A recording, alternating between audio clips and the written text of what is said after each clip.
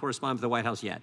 And we will, we may. That's a decision we'll make. And you have not corresponded with the White House seeking accommodation ever since the author who you are subpoenaing and seeking to hold in contempt articulated the view that there was executive interest and potential privilege over this material. You haven't sought to engage over the weeks since you received that communication? We have not engaged with the White House since the letter on the 25th of this month, 2 days ago. The question was posed, actually this was by George Stephanopoulos. Have you reached an agreement yet with the whistleblower and his or her attorneys about coming before the committee and providing the information firsthand? Quote, yes, we have, Schiff responded. And as DNI McGuire promised during the hearing, that whistleblower will be allowed to come in and come in without a minder from the Justice Department or from the White House to tell the whistleblower what they can and cannot say. Jim Jordan and Representative Elise Stefanik obliterate Adam Schiff and leave Democrats speechless in Congress.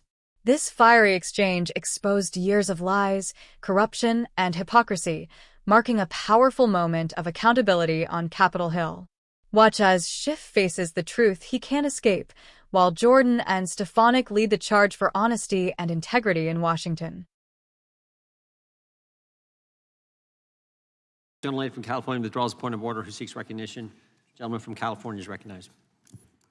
Mr. Chairman, much as I don't like certain parts of the Mazur decision, it clearly applies in this case, and the committee is required to engage with the White House in order to seek an accommodation over materials held by a private party, as they were in the Mazur's case, and seek to resolve this with the White House. So I would ask unanimous consent that we enter into the record your correspondence to the White House. No objection. Seeking to engage them to resolve this. And I thank the chairman for not objecting.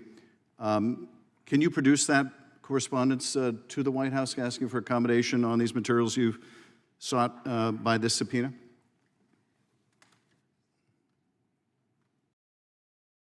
First time they reached out to us was 2 days ago.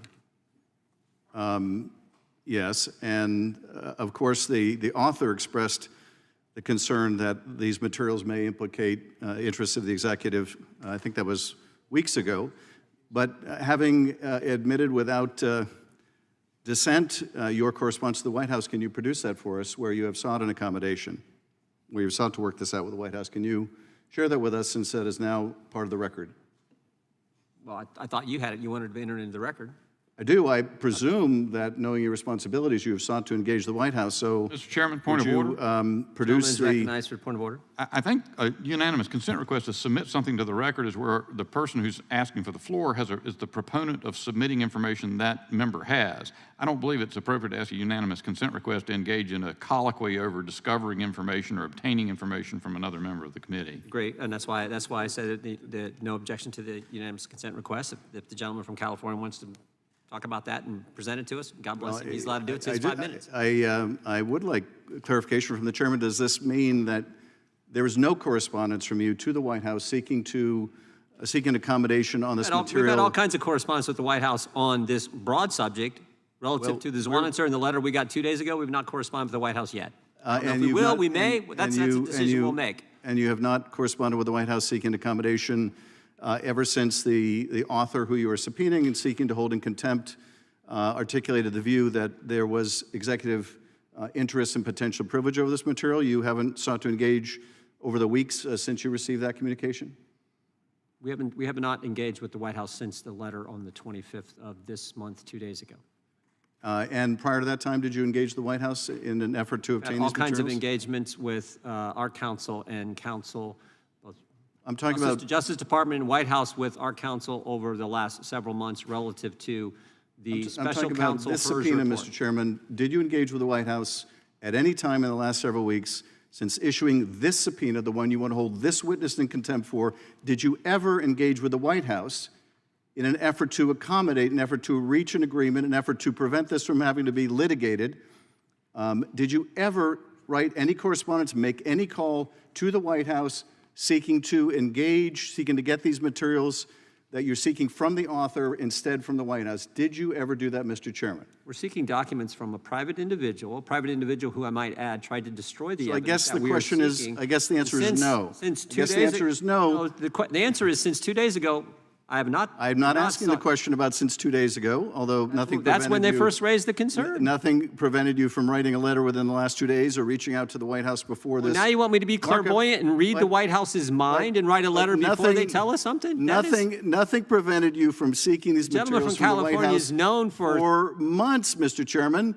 For months. I'm not a mind reader. I thank you for making a very clean record for any court that will look at this. The gentleman from North Carolina said an accommodation months ago the White House could have raised the concern, and they didn't. These documents, because your first move, of course, is to go right to contempt. Ironically, of course, for a chairman who was in contempt of his own subpoena. Point of order, Mr. Chairman. We're still waiting for you to testify and meet the obligations of your own subpoena, Mr. Chairman.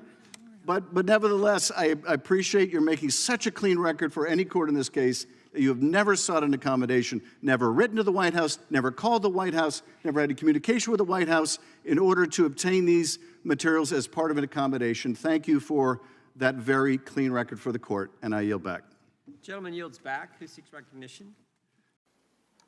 Thank you. Since the chairman has gavelled out all of my colleagues with their unanimous consent, I am going to read for the record many of the chairman's comments in September of the importance of hearing from the whistleblower. Again, Ambassador, thank you for your patience, thank you for your service, but since we haven't been able to conduct ourselves in normal procedures, I'm just going to use the 5 minutes for this. September 29th, in the Wall Street Journal, quote, the whistleblower at the center of the impeachment investigation of President Trump will testify in the House very soon. This is a quote by the chairman. USA Today, September 29th.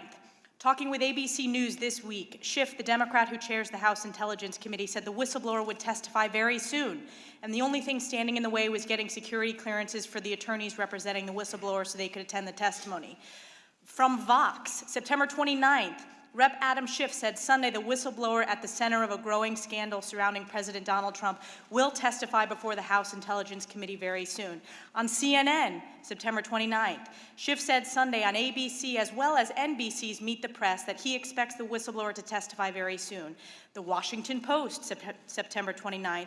In an appearance on ABC News this week, Schiff echoed Pelosi's message. He also said he expected the Intelligence Committee to hear from the whistleblower very soon, pending a security clearance from Acting Director of National Intelligence Joseph Maguire. In the Huffington Post, Schiff told ABC's this week that he expects the whistleblower to appear before this committee very soon. In the New York Post, quote, we'll get the unfiltered testimony of that whistleblower.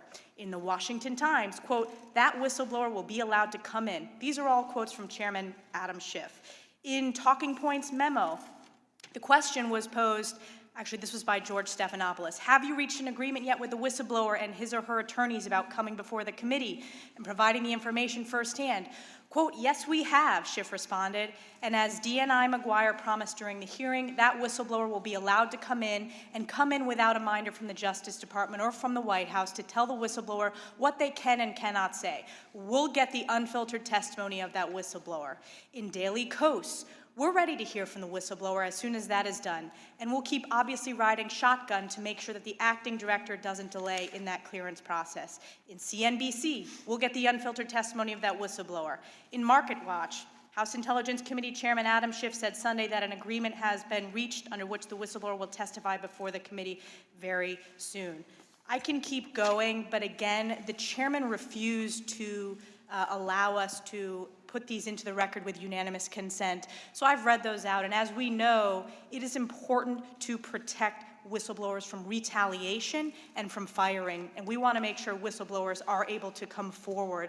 But in this case, the fact that we are getting criticized by Chairman Adam Schiff for statements that he himself made early on in this process shows the duplicity and just the abuse of power that we are continuing to see. With a minute 54 seconds left, I'll yield to my colleague, Mr. Jordan.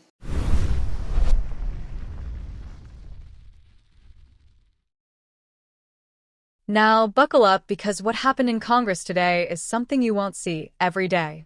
Jim Jordan and Elise Stefanik just delivered a knockout blow that left Adam Schiff and the entire Democrat bench absolutely stunned into silence.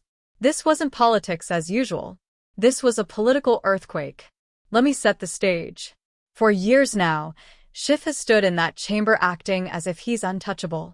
He's built his career on spreading half-truths, twisting facts, and running with hoaxes that the media gobbled up and sold to the American people.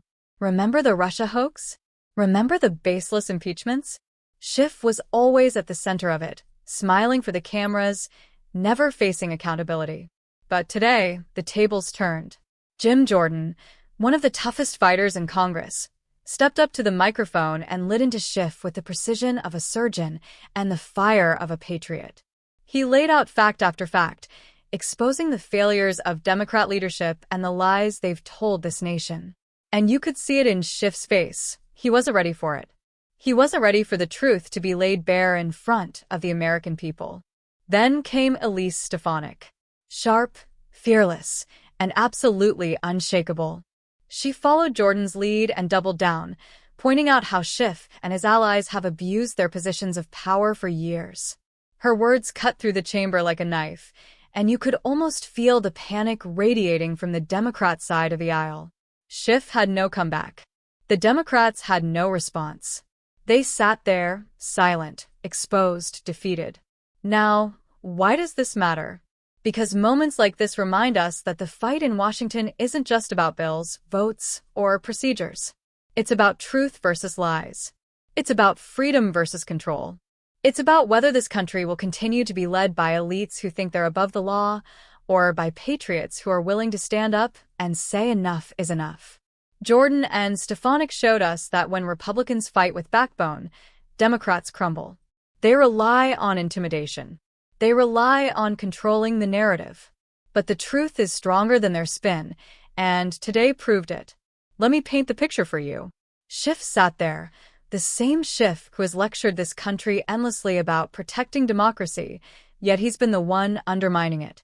And for the first time in a long time, he couldn't hide behind his usual smugness. He couldn't run from the truth. He had to sit there and take it.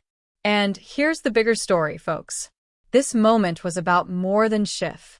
It was about exposing an entire Democrat machine that has grown comfortable lying to the American people. Jordan and Stefanik cracked open that facade, and they reminded every single American watching that the fight is far from over, but we are not powerless. So what do? We keep shining the light. We keep demanding accountability. And we support leaders who actually fight, who actually stand for us, not for the elites, not for the globalists, but for the American people. That's what Jordan did. That's what Stefanik did. And let me tell you this, Democrats are scared.